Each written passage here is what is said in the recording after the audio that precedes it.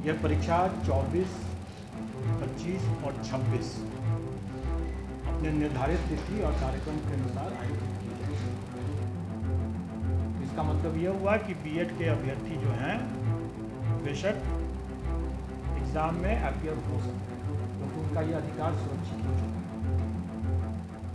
लेकिन यह अधिकार उनके सिर्फ एग्ज़ाम में अपीयर होने का है, जो कि सुरक्षित है।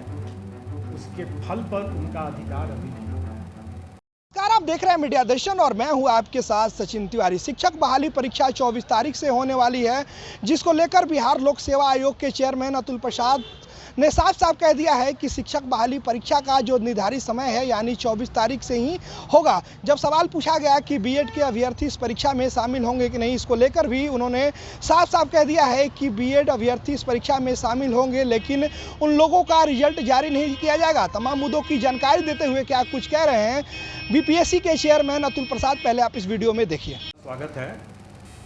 और आज का जो सबसे महत्वपूर्ण विषय है, आप सब समझ रहे हैं उस चीज़ को, वह है अध्यापक भर्ती परीक्षा को लेकर।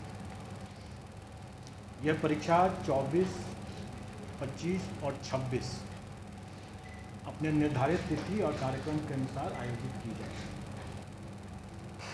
इसमें किसी को कोई संशय नहीं होना चाहिए। फिलहाल के हिसाब से वो अपने निर्धारित कार्यक्रम के हिसाब से ही वो आयोजित की जाएगी। जो भी अभ्यर्थी इसमें आवेदन दिए हैं वो सभी के सभी इसमें भाग लेने के लिए अधिकृत हैं, वो भाग ले सकते हैं। आप सब लोगों को जानकारी दे दूं कि हम लोग परीक्षा के स्टेज पर हम किसी भी अभ्यर्थी की पात्रता या उसकी पात्रता नहीं है, इसकी जांच नहीं करते। स्व घोषणा आधारित वो जो भी अपना तथ्य आवेदन में दिए हैं, हम उसको स्वीकार करते हैं और उसके हिसाब से हम उसे परीक्षा में भाग लेने के लिए अनुमति देते हैं, एडमिट कार्ड इशू करते हैं। और एक बार जब उनको एडमिट कार्ड इशू हो गया तो वो परीक्षा में भाग ले सकते हैं। और डॉक्यूमेंट वेरिफिकेशन का जब स्टेज आता है, उस समय हम चेक करते हैं कि वो जो दावा किए हैं कि वो योग्य हैं, पात्र हैं, उसके बारे में उनके डॉक्यूमेंट वेरिफिकेशन के समय में हम चेक करते हैं। अब यहाँ पर आप लोग जरूर पूछेंगे और सब लोगों को ये संशय है कि बीएड वालों के केस में स्पष्ट कुछ होना चाहिए कि स्थिति क्या है। देखिए, आप लोगों ने माननीय सर्वोच्च न्यायालय का जो आदेश देखा होगा, उसके पेज 45 में अंतिम पैरा में स्पष्ट लिखा हुआ है कि राजस्थान गवर्नमेंट ने बीएड अभ्यर्थियों से आवेदन नहीं लिया, उनको रोक दिया आवेदन देने से। ये गलत हुआ, क्योंकि उस समय एनसीटीई का जो गाइडलाइन था वो प्रभावी था, और जब तक गाइडलाइन प्रभावी है तब तक उसको मानना राज्य सरकार को था। और इस दृष्टिकोण से माननीय उच्च न्यायालय राजस्थान हाईकोर्ट और माननीय सर्वोच्च न्यायालय ने दोनों ने ये कहा कि राजस्थान गवर्नमेंट ने ये गलत किया, उनको आवेदन लेना चाहिए था बीएड अभ्यर्थियों से भी। हमारे मामले में भी वही बात लागू होता है। जिस समय हम लोगों ने आवेदन आमंत्रित किया, उस समय ये बीएड अभ्यर्थी पात्र थे, योग्य थे, और इसलिए उनको आवेदन आमंत्रित करने का मौका दिया गया और उन्होंने आवेदन दिया भी। उसी में आगे माननीय सर्वोच्च न्यायालय ने यह भी आदेश दिया है कि ये एक एस्टैब्लिश प्रैक्टिस है, सेट प्रिंसिपल्स ऑफ लॉ है, कि कोई भी वैधानिक संस्था द्वारा कोई एक वैध विधिवत कोई एक आदेश निर्गत होता है तो वो तब तक प्रभावी होता है जब तक कि वो रद्द नहीं हो जाए किसी कोर्ट के आदेश से या किसी अन्यथा। तो इसका मतलब यह हुआ कि 11 तारीख के पहले वो आदेश प्रभावी था एनसीटी का, और उसमें जो भी अधिकार उस सर्कुलर के बेसिस पर जो भी अधिकार लोगों को मिला वो अधिकार सुरक्षित है, वो उसमें कोई रुकावट नहीं है।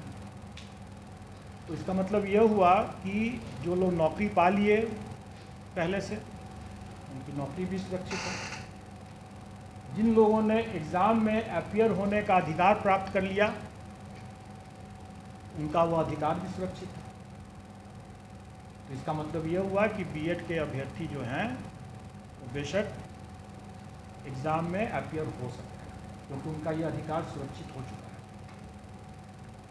लेकिन यह अधिकार उनके सिर्फ एग्ज़ाम में अपीयर होने का है, जो कि सुरक्षित है। उसके फल पर उनका अधिकार अभी नहीं बना है। परीक्षा फल के अधिकार के बारे में इसमें हमारे विज्ञापन में भी ये अंकित है कि कोई भी निर्णय एनसीटी के परामर्श से जो राज्य सरकार जो निर्णय करेगी वही मान्य होगा। क्योंकि हम लोग एनसीटी से गाइडेड होते हैं, और जैसा कि मैंने पहले बताया कि पेज 45 सुप्रीम कोर्ट के ऑर्डर के लाइट में राजस्थान सरकार को भी एनसीटी के आदेश को मानना चाहिए था, क्योंकि वो उस समय प्रभावी था, और हम लोग भी उसी को मानते हैं। और एनसीटी का गाइडलाइन जो भी रहेगा, राज्य सरकार का जो भी उस पर जो निर्णय होगा वही अंतिम निर्णय हो, वही मान्य होगा। ये सबको मानना है। इसके संबंध में जब स्थिति आएगी कि परीक्षा फल के संबंध में कि उनकी पात्रता बनती है कि नहीं बनती है, इसके संबंध में जो भी निर्णय होगा वो उस समय उसके परीक्षा फल को प्रभावित करेगा। अब एक जैसा आप लोगों ने पाया ही होगा कि माननीय सर्वोच्च न्यायालय ने राइट टू एजुकेशन को राइट टू क्वालिटी एजुकेशन भी माना है। स्वाभाविक है, और आप सब लोग अवगत हैं कि राइट टू लाइफ, जीवन का अधिकार, ये शिक्षा के अधिकार के पहले से ही हमारे संविधान में जीवन का अधिकार जो है एक मौलिक अधिकार के रूप में पहले से उपलब्ध है।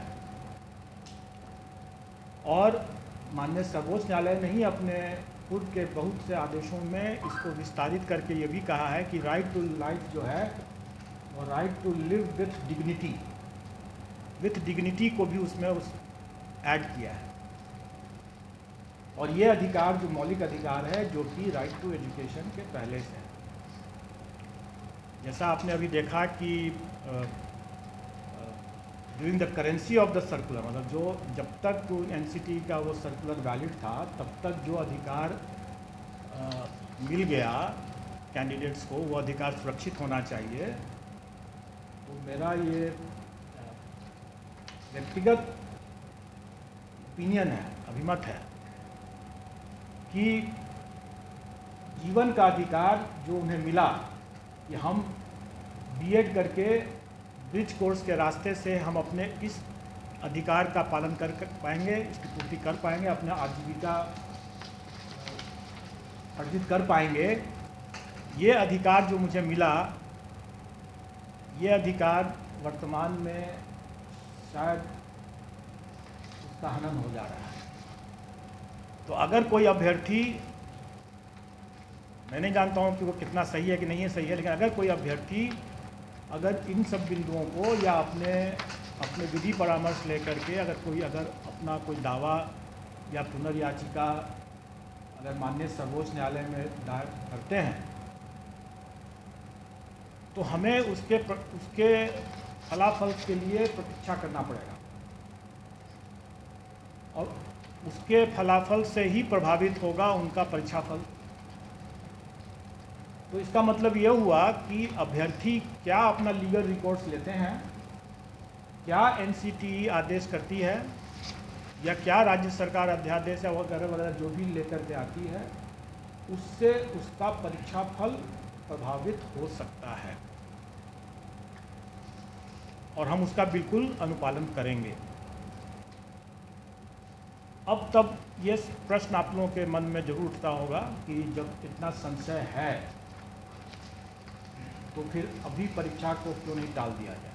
तो अभी आपने देखा लोक सेवा आयोग के चेयरमैन अतुल प्रसाद ने क्या कुछ कहा। उन्होंने शिक्षक बहाली परीक्षा को लेकर साफ साफ कह दिया है कि शिक्षक बहाली परीक्षा की जो निर्धारित तिथि है यानी कि 24 तारीख से ही होगा और बीएड अभ्यर्थी को परीक्षा में शामिल होने को लेकर भी उन्होंने कहा है कि सुप्रीम कोर्ट के द्वारा रोका गया है, इसलिए उनका परीक्षा लिया जाएगा लेकिन उनका रिजल्ट जारी नहीं किया जाएगा। धन्यवाद। ऐसी तमाम खबरों को जुड़े रहे हमारे साथ। प्लीज हमारे चैनल को लाइक, सब्सक्राइब एंड शेयर जरूर करें।